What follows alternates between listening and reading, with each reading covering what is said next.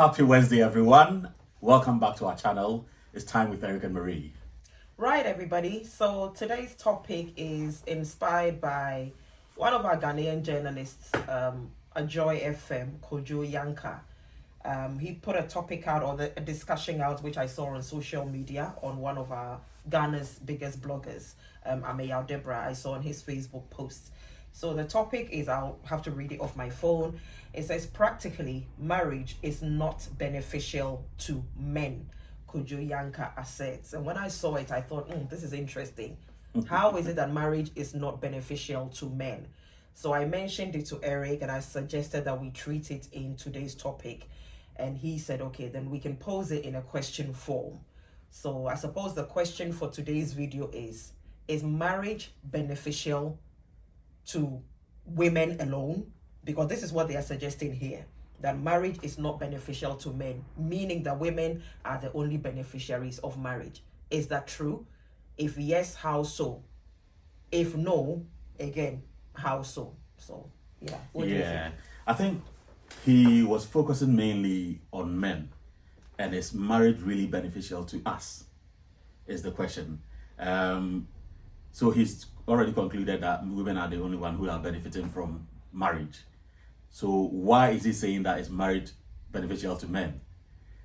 He did mention in the video, and I'm going to play just a small bit for you to listen to, but he was saying that he has been married before and is now divorced. He's not saying that he's never going to go back into marriage again, but he thinks that men are the ones that sacrifice a lot. They pay money to woo a woman. They pay money for dowry prizes. They pay money for the upkeep of the family. The women, they go out and work hard and all that. And what do they get in return? That they wouldn't get outside of marriage. And in that sense, he thinks that men are not benefiting from marriage. If I am being practical and I'm assessing things on a simple cost-benefit basis, it is hard to see how marriage benefits the man, especially if you are comparing it to how it benefits the woman. But I kind of, even though I agree on the statements that he's made, I think there's more to it. And I think he admitted to it that, there are instances where what he said doesn't apply to everyone. But his argument doesn't really hold, in the sense that marriage is not only about, let's say, the man caring for the woman, but it's also what the woman is also bringing into the man's life. It's a dual thing. So let's look at it from that point of view and see whether it's only the men or it's only the women who are benefiting. Okay, so I'll read just a little bit before, as Eric said, he's going to insert the video. It says, Ghanaian broadcast journalist Kojo Yanka has asserted that from a practical standpoint, marriage may not be advantageous to men. He also challenged the widely held belief that marriage primarily benefits men. I would say marriage benefits both parties. Otherwise, why do you even intend to go into it? Because before getting into a marriage, you supposedly know what marriage is before you get into it. So if you've decided to go into it, you must know and weigh the pros and cons, what will be beneficial to you or not. And if you've made that conscious decision to get into marriage, then you know that you're going to benefit from it. It doesn't always work out. And the fact that it doesn't always even work out doesn't mean that you didn't benefit from something or some positives while you were in the marriage.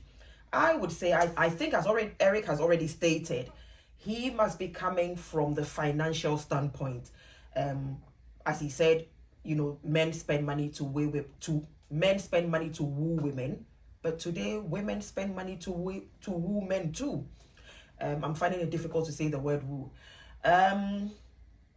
Even in the marriage, there are some marriages that the woman is the breadwinner, the sole breadwinner. Even in America, the first time I went to America was when I heard of house husband, the term house husband, where the woman goes to work, the man stays at home and takes care of the kids. Which for me was, I was like, but, I've come to accept it. The world has changed. So role reversals do happen. I would say it's more financial. However, for me, taking money or finances out of all of this, emotionally, do we both benefit? Yes, we do. Because there are times where I take care of you emotionally, you also take care of me emotionally. We meet each other's emotional needs. One. So everybody's benefiting. Sexually, we both give each other sexual pleasure. So everybody's benefiting. 3, we've given each other children. So everybody has benefited.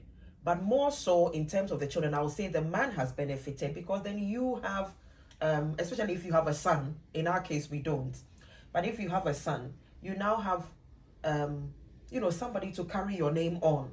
So that's a plus. If it's girls only, you still have heiresses, people who will still inherit your wealth. And even these days, some women, if their fathers don't have sons, and even if their fathers do, are still maintaining their maiden names as well as adding on their husband's names. So I would say that, I don't know, I think everybody benefits, to be honest. I disagree with Kojo Yanka, and I think he's sharing his personal experience and wants it to put it on all of us. I mean, as young as he is, I'm actually quite surprised that he's already been married once and divorced. Hey. So yeah, I kind of agree with what Marie has said. I think Kojo extensively expanded the conversation. Initially, he did say that he thinks men don't benefit from it. Why? Because he gave a few points. Is it sex? You can get sex outside of marriage. Is it comfort? You can get sex comfort outside of marriage. He raised a few points and said that in modern day contemporary marriage, he thinks men. But I kind of disagree with him, because your home is not just a home if there is no wife to take care of you. Your home will just become a house.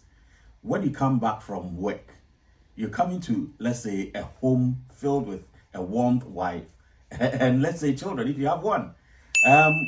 So marriage goes beyond just, let's say, your financial contributions. There is even that good feel that you have when you're able to take care of someone you call a wife.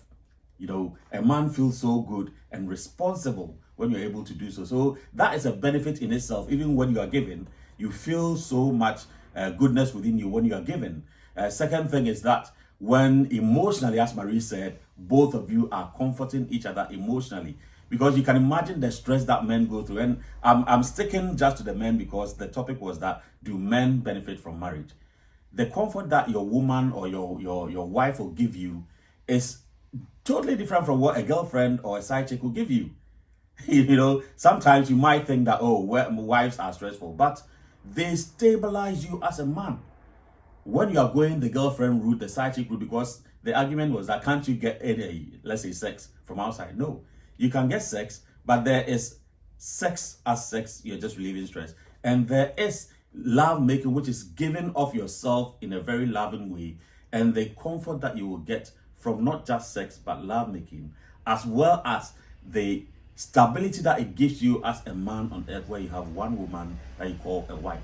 So there are so many other benefits apart from just monetary in this sense.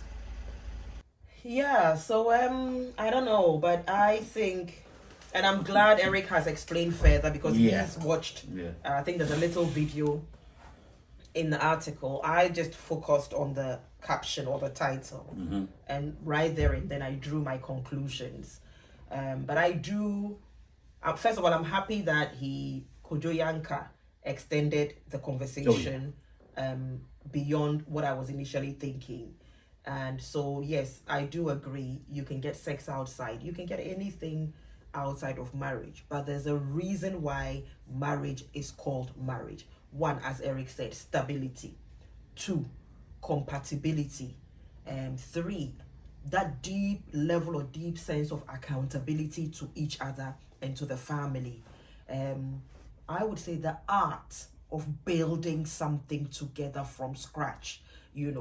Sometimes I sit back, and when our children are in the house, well, they're not children anymore, they're grown-ups now, but they're still our babies.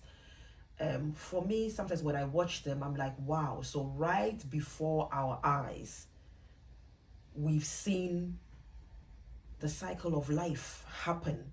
We haven't reached that final stage yet, but we've seen that miracle in being able to conceive, have the child, nurture the baby, watch them grow up to grown women today. I mean, we have 2 in their 20s and 1 who is almost approaching late teens now.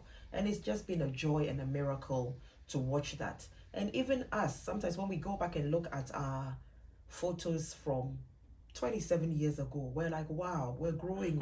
You know, you see the odd gray hair here and there. You're like, wow, we've come so far. And it's just a miracle in that.